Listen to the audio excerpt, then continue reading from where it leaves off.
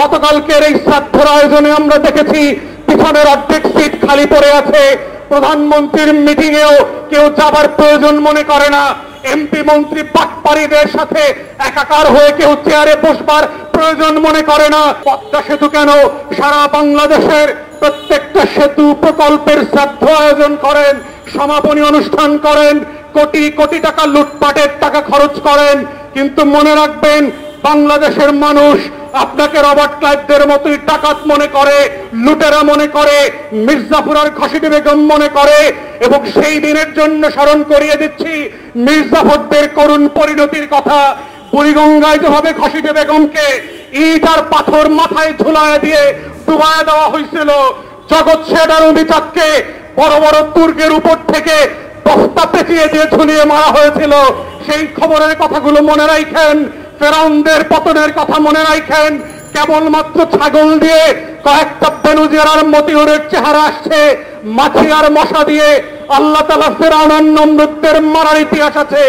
বাংলাদেশের ঘসিটি বেগমদের মৃত্যু আগামী 200-250 বছর এই জুলুমের জন্য, এই জমানার জন্য, এই জমিনের জন্য উদাহরণ হয়ে থাকবে।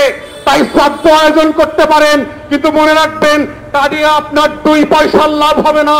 গতকালকের এই শ্রাদ্ধের আয়োজনে আমরা দেখেছি পিছনের অর্ধেক সিট খালি পড়ে আছে। প্রধানমন্ত্রীর মিটিং এও কেউ যাবার প্রয়োজন মনে করে না। এমপি মন্ত্রী পাটপাড়িদের সাথে একাকার হয়ে কেউ চেয়ারে বসবার প্রয়োজন মনে করে না, কারণ জনগণের এতটুকু সম্মান বোধ আছে। আমি রিক্সা চালায় খাবো, সিএনজি চালায় খাবো, তারপর ঘসিটি বেগম আর মির্জাফরদের সাথে এক চেয়ারে এক মঞ্চে বসবো না। এটাই হচ্ছে বাংলার মানুষের স্বাধীনতার স্পিরিট।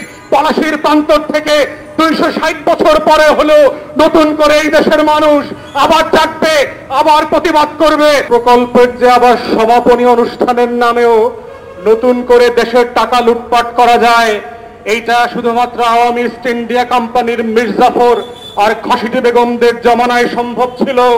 পলাশীর প্রান্তরে যারা বাংলাদেশের স্বাধীনতার সূর্য ডুবিয়ে দিয়েছিল, সে রবার্ট ক্লাইভ, জগৎ শেঠ, অমিতাভ, রায়দুল্লভরা আজকে হাসছে যে মির্জাফর আর ঘসিটি বেগমরা 2024 সালে বাংলাদেশে বসে পলাশীর প্রান্তরের সেই সূর্যকে ডুবানোর ইতিহাসকে পর্যন্ত ডুবিয়ে দিয়েছে। তারা বাংলাদেশে প্রকল্পের সমাপনী অনুষ্ঠানের নামে কোটি কোটি টাকা লুটপাট করে শ্রাদ্ধ করা যায় জনগণের, সেটার নতুন নমুনার আয়োজন করেছে। অথচ আমরা দেখছি সিলেট, সুনামগঞ্জে 4.5 কোটি মানুষ বিভিন্ন উত্তরাঞ্চলের জেলাগুলোতে তলিয়ে গেছে। তৃতীয় দফার মতো বন্যায় গত 2 মাসে জেলা প্রশাসক থেকে বলা হয়েছে তাদের নাকি টাকা নাই, যারা বন্যার পানিতে ডুবে আছে তাদেরকে সাহায্য করবার। লক্ষ লক্ষ মানুষের ইন্টারভিউ শুনলাম, গত 4 সপ্তাহ ধরে কোনো খাবার নাই, পানি নাই, শুকনো বিস্কুট নাই।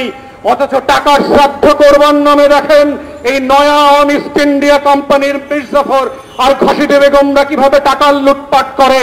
পদ্মা সেতুর কিনারে দাঁড়া এই লুটপাটের প্রকল্পকে আবার নতুন করে জাতির কাছে হাজির করে, শুধুমাত্র এই জাতি যেন রবার্ট ক্লাইভদের উত্তরতে শুরু যারা আছে মির্জাফর আর ঘসিটি বেগমদের প্রতি যেন কৃতজ্ঞতা প্রকাশ করে। আমরা বারবার বলেছি আওয়ামী ইস্ট ইন্ডিয়া কোম্পানির সাথে একমাত্র তুলনা হবে সেই পলাশীর প্রান্তরের ইস্ট ইন্ডিয়া কোম্পানির সাথে। এই দখলদার সরকারের রবার্ট ক্লাইভ, ঘসিটি বেগম, মির্জাফরদের সাথে একমাত্র তুলনা হবে সেই 1757 বাংলার আম্রকাননের সাথে।